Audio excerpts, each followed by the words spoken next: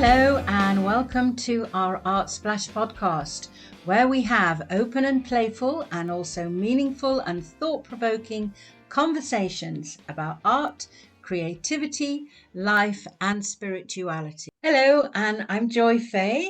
And I'm Eve Marie Whitsun-Jones. And welcome to our podcast. And we've had a very exciting week doing the art retreat here in Spain. And we're going to have a chat about all the different things that came up with having this experience. So over to you, Eve.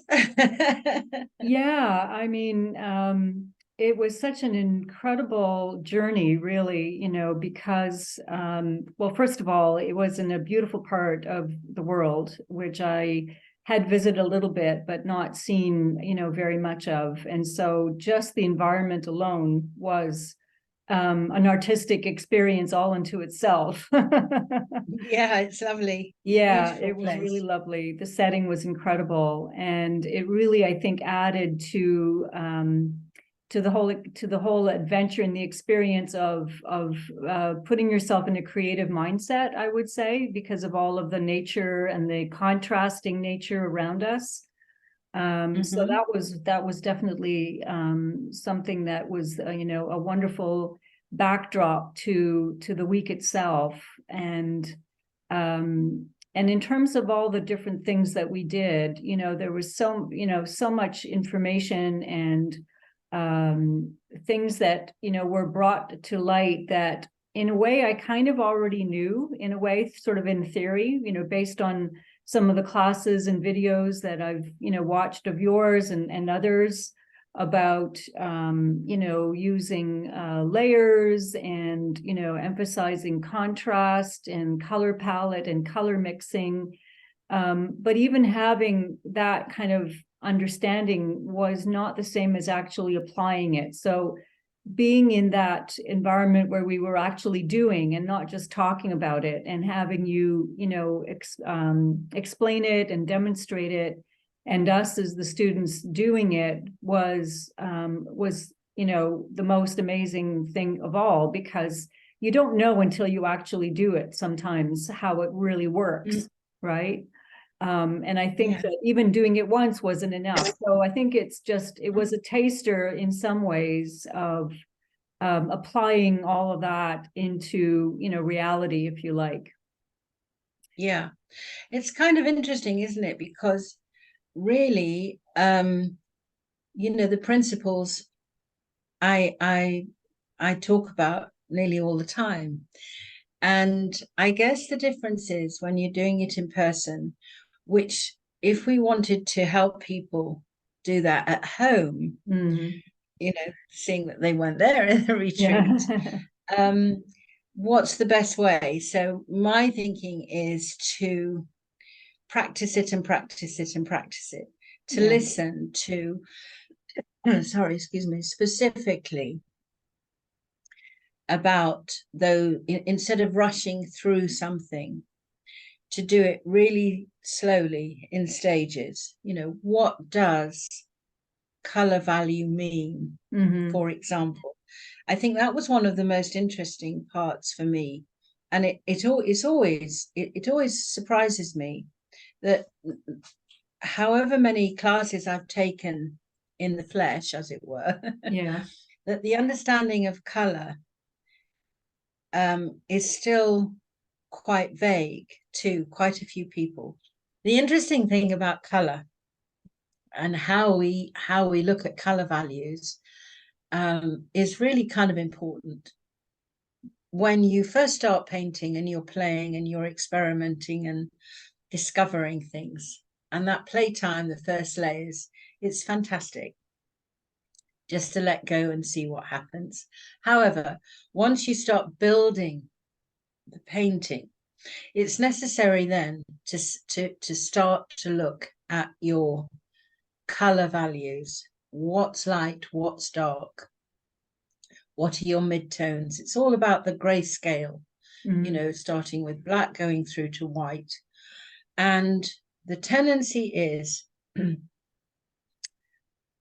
not take enough notice of that. And then the painting can tend to be quite flat.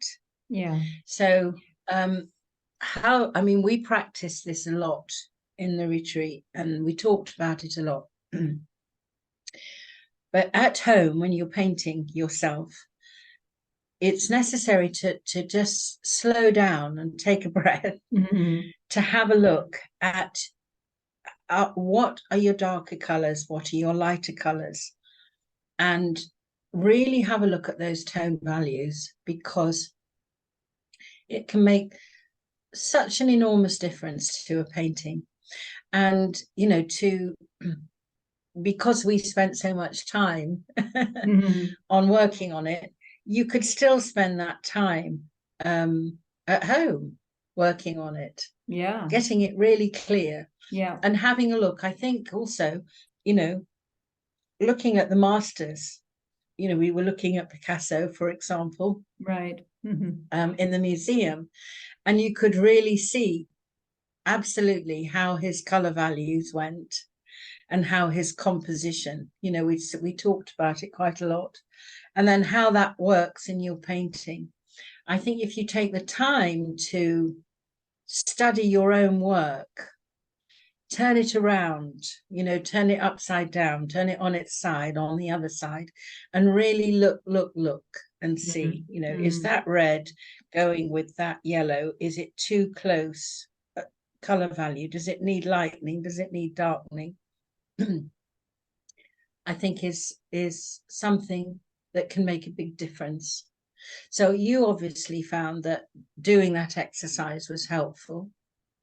Yeah, and I think there was also this tendency to overcompensate, because I remember at one point I was overdoing it, you know, putting too much dark, and you were saying, hold on, you know, bring it back down a little bit so that it wasn't overpowering. So I wasn't putting too much contrast all over the painting to ensure that there was, you know, areas of interest, areas of focus, and not, you know, in certain areas, but not everywhere.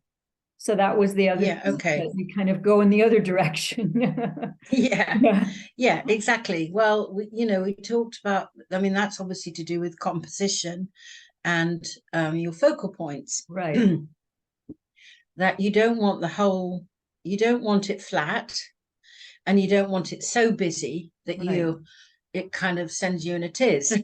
Yeah. So you need those contrasts and the focal points. So in the words of Nicholas Wilton, you have the loud conversation, which is your busy bits, where the most interest is. You have the soft conversation where it's much more gentle, it's where you can kind of rest. And then you have the mid tones. So you don't want it a loud conversation all over it, and you don't want it a soft conversation. You want a nice kind of contrast between the two and the focal points. Where is your eye going to in a picture, or with everything? It's not just in painting, it's in anything really, anything that you design. The composition and the contrast of textures and color, you know, it's interior design, it's clothing, it's photography, it's sculpture, it's everything, you know, that you can imagine. It's in music, you know, you only have to listen to a concerto, you've got the da da da da and then you've got the soft lovely areas, and then you've got the mid-tone area. So those principles apply to every kind of art, creative art. And in a way, it kind of applies to life too, isn't it? Where if you that's exactly what I was going to say. Okay. Yeah, it's our personalities, you know. Right. Sometimes we feel all soft and smooth and nice, and sometimes we feel really angry and explosive. And then other times we're just kind of, you know, gliding. And I think that kind of the more you can absorb that, it kind of embeds it into your process. Yes. You know, the more you do it, the more it just becomes a natural a natural thing to do. But Yeah. it's the practice of it to start with. Like we were saying, it's like driving a car. Mm. To begin with, it's difficult to know, first, second, third, fourth, fifth, reverse. Well, how do I do this? After you've practiced it sufficiently, you just do it without even thinking. Mm-hmm. And that's kind of the place we're trying to get to with the painting. So when you look at a painting, you automatically know, is that in balance? Have I got the right contrast? Have I got a focal point? And you'll know. So Yeah, it does take it is practice to see practice. it though sometimes. I think I think the stepping back from it is such an important part of it. I found the more often I did that, the better I kind of knew what to do next or what was required to Yeah. achieve that balance. Yeah, and squinting, And I always squinting, say, yeah. half close your eyes and see what's springing out at you or what's not springing out at you. Yeah. Right, right. Yeah, yeah. Are you seeing anything? Right. Is it all gone into a fuzzy background? Yeah, Yeah, yeah, yeah, yeah, yeah, exactly. yeah. So I do feel it's as you say, it's very much it brings you more alive to yourself. Well, that was part of the interesting aspect of it as well, which was, there were four of us, and you said yourself, how completely different we all produced all of our different works. We're so completely unique and different from one another.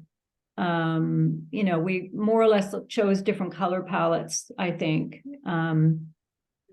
But even so, just the mood, the personalities came through. You could see where people were kind of uncomfortable and holding back or unsure about themselves and, that kind of thing. And I thought that was a really interesting personal experience, was to recognize in oneself the hesitancy, the discomfort, the insecurity of, oh, I don't know whether or not I should do that, or, the fear of just letting go and saying, what the hell, it doesn't matter. I can paint over it if I don't like it, that kind Yeah, of thing. yeah, Yeah. yeah, yeah, yeah, Yeah. exactly. And yeah, it was fascinating, really, and really kind of magical in a way, because I think everyone was surprised at what happened. Yes, it was. um, and there was very little negative about anything, of not Mm. liking it or thinking it was not good enough or all. There didn't seem to be any of that. And again, working at home, I think that's important to steer away from being negative about what you do and replace that with what else can I do with it? Yeah. What could I do that would make it different? What can I do to change that? Not that it's wrong or not that it's bad or it doesn't matter. Just what can I do to alter that image, Mm. if you like, Yeah. and to keep that positive back chat rather than go into, oh, I can't do this, it looks ugly, I don't know what I'm doing, it's gone muddy, da-di-da. Who cares? It doesn't matter. Let it go muddy, because if it dries, you can paint over it, and the muddiness actually gives you a nice texture underneath. Exactly. Yeah. Yeah. So You have you something to build constantly are on. changing it Yes. into a positive. Right. Yeah. And you can look back on paintings, and I do this quite often, of things that I thought, oh, that hasn't worked, I'll come back to it. You go back to it and actually some of it does work. It was just I got so involved in it, you stop seeing it. Mm-hmm. Yes. So leaving it for a while and the stepping back, turning it round the other way, or looking at it in a mirror, they're all ways of seeing it in a different light and in a different perspective to give you a different feel. And I think Yeah, having other people look at your work and make comments about it, mostly encouraging ones. One said, "Oh my God, that's terrible." Thank goodness. But, I mean, I could see things in other people's work that maybe I couldn't see in my own. And it was sort of interesting because there were times where I felt like wanted to say something to one of the other students, but then I felt maybe that's not my place to say, because I saw something or I felt a certain way about something that they had done. But I think at the end, we all kind of came together and felt much more comfortable in and sort of, as the critiquing part, not the criticism, but the critiquing part about, oh yeah, I can see how maybe, you would be able to enhance a certain aspect of it here, or add a certain other kind of color dimension over there. And that was really encouraging, actually. I thought that was really beneficial. Oh, good. Yeah, very much so. And it was beneficial for me too, because you have to kind of continually just go out of the judgment space altogether. It's nothing to do with judgment. It's just enhancing, giving critique to enhance. And I haven't done that for quite a long time because I haven't been teaching, in person for a long time. So it did remind me of how that becomes a really lovely connection, not just with the painting, but with the person, because each person has a different way of thinking and looking and being. And embracing that. I might not necessarily, not that I'm there to like or dislike it, but I'm there to look at it from a holistic point of view. So that was really good for me, because it made me more aware than I have been for quite a while of relating. Well, yeah, because you had an individual connection with each one of us, each person, different one personally, and which was very nice, you got to know how to say something to somebody, you know what I mean? That they would understand it better or accept it. Yeah, exactly. I would say, many respects, it was quite a spiritual experience, on many different levels. And I get the feeling that you all felt that too, that there was like a feeling that you were allowed to be. Yes, definitely. And again, relating that to working on your own at home, I think that's a really good mantra to have. Let me just be myself. Let me just allow myself to be. When you're working, without any preconceived ideas of what you think you should, must, or you ought do.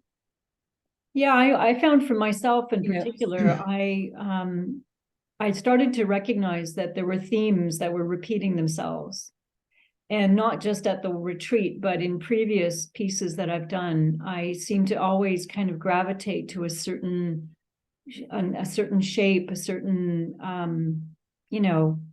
like an image almost. And I'm thinking to myself, this obviously means something to me at a very deep level, that it keeps coming out in my work, and it's allowing me to question and explore that and try to understand it a little bit better as to what does that mean. It doesn't have to be anything profound necessarily, but definitely it was something that made me realize that for whatever reason, this particular way of painting, these shapes, these colors, whatever, are very meaningful to me. And I kind of wanted to resist it at some point and say, okay, I think you saw, I wanted to do something completely different at one point, but it just didn't feel right, even though I kind of forced myself to do it. And it was interesting, but I think I would still gravitate to the other thing that I was doing anyway, sort of the more kind of curvy shapes. I think, one of the interesting things and the subject that so many people talk about, and we've talked about it loads of times before, but I do think it's relevant, is, this quest for finding your own style. And I think that, the more you practice, it lifts up to the surface of what you want to do. You just said there, you can force yourself out into something else. Well, maybe you need to do that to come back to what you really want to do. So you've got a comparison. And I think that's kind of like a good thing. Yeah. Especially when we're so bombarded with so many different artists doing so many different things, for example, on YouTube. Right. I could paint like this, I could paint like that, oh, I could do this, oh, I could do the other.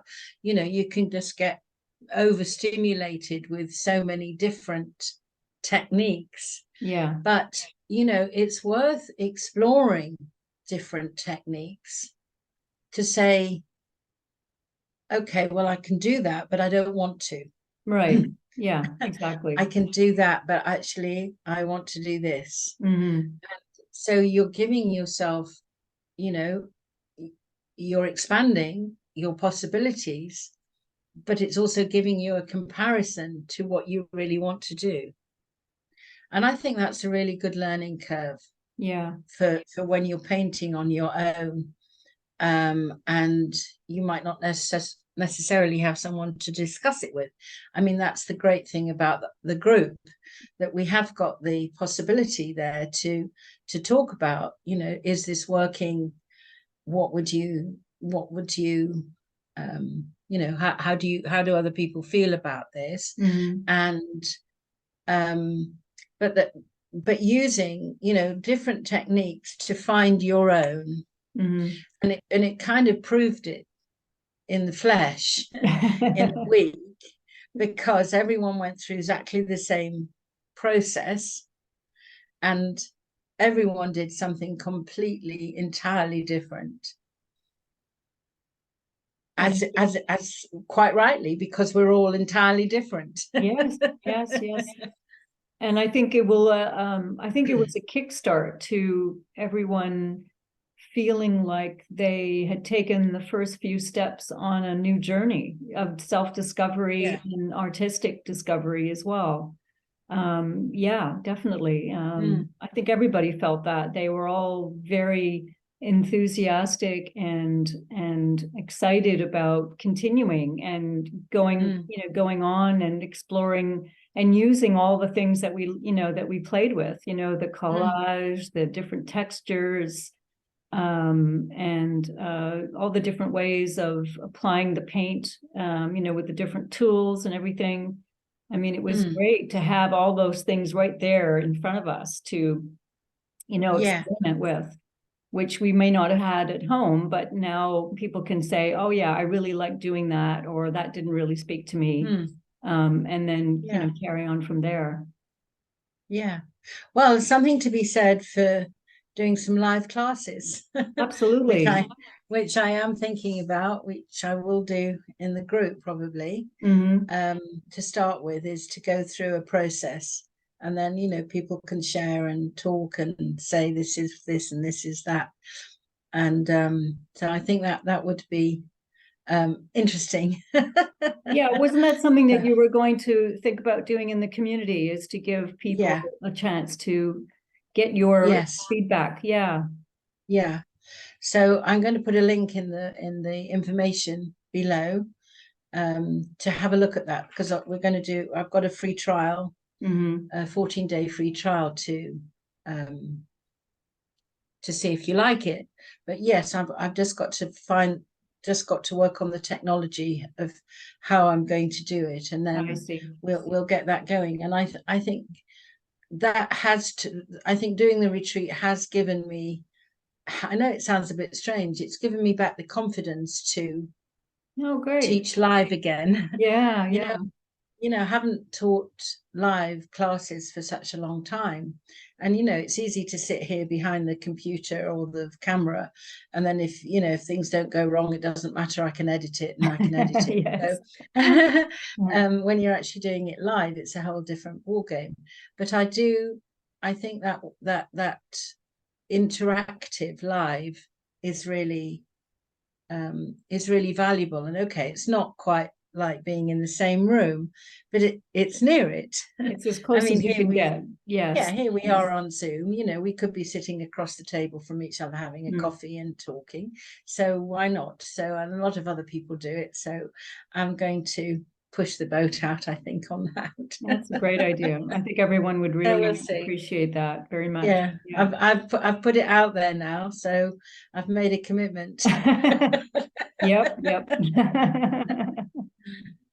So yeah, I think it's a little bit of a shorter podcast this week, just because we've had, Yeah. you know, a lot going on, and we'll come back next week with a really we've got a few subjects, haven't we, that we want to discuss. Yes, there's lots of stuff to talk about. Mm, Definitely. mm, Yeah. Yeah. yeah, and you know, I'm going to look again for next year for the retreat, Oh, good. and perhaps find a different location, Mm-hmm. and where we could take more people, Yes. and it would be easier. But I think, yeah, I think it was lovely, and the place was super. Oh, We've yeah. got no Incredible. complaints at Yeah. all. Yeah. Absolutely. Hats Yeah, off to our hosts and yeah, yeah, it was really amazing. Yeah. So it's I really think that cool. if you could find another similar ambiance, you know, but with that would accommodate a few more people, that would be Yeah, excellent. Yeah. yeah. So Yeah. we'll see about that. Okay, great. Great. Well, I'm so happy you enjoyed it, Eve. It was really great. Is there anything else that you'd like to add before we go? Just that I really encourage anyone who's able to attend something like that, to really, you know, put it on your bucket list, and, you know, make an effort to really get to one of these experiences, because as I said earlier, I think it was an incredible life. Like I said, not life changing, but it was a highlight, and definitely the start of something that for me personally has kind of you know, set me off on a different journey, or continuing and sort of accelerating my journey, if you like, into Yeah. learning more about my art and learning more about myself. So yeah. Oh, fantastic. Yeah. Well, I've made a little video. I know if you're listening to this on Spotify or Kajabi, it's a little bit different on YouTube. So I'm just finishing the editing of actually all the filming that I did Yeah. at the retreat, Oh, so you can lovely. see it. Yeah, I look forward to seeing that. Not very long. I think it's about 8 minutes long, but it's really nice because you see us all in action, and and see the paintings at the end. So it's worth watching that on YouTube. Oh, good. I look forward to seeing that. It's always fun to watch oneself and go, oh my God. Yeah. There I am being creative. Yes, Woohoo! exactly. I Exactly. can do it. And Well, maybe it's that's a another wonderful thing. memory to look Yeah. back on. Yeah, yeah. And actually, that just brings to mind that it's a really valuable thing to video what you do. Mm, You know, even if it's just for you, just for yourself, yes. because you see yourself in action. And I think it's really helpful then when you say, well, how did I do that? Because when you're in the zone and you're just painting, you perhaps forget what you're Yeah. doing. Yeah. How did you get there? Yeah, I How know. did I do that? And Yeah. and it's really, and then you know, from both, oh, if I just done that there, that would have made that different. But oh, Mm, I'm so pleased I did that. So I think it's a very valuable exercise to get your phone, even if you don't need even a camera, and just video what you're painting. mm-hmm. Yeah. I think that Yeah. would be really cool. So All right. Okay, that great. sounds great. Okay. Okay. Well, Well, anyway, really, yes, I've still got lots of, you know, processing to go on in my head too, as well. I'm sure. But Yeah, yeah, we can talk about it some more next time, perhaps. exactly. Okay. Okay. Well, take care. Thanks, Joy. Thanks everybody for listening. And if you're on YouTube, please give us the thumbs up if you've enjoyed, and subscribe if you want more. And we'll catch up with you next week. Okay, All great. right. Thanks, dear. Take care. Lots Bye. of love. Bye-bye. Bye.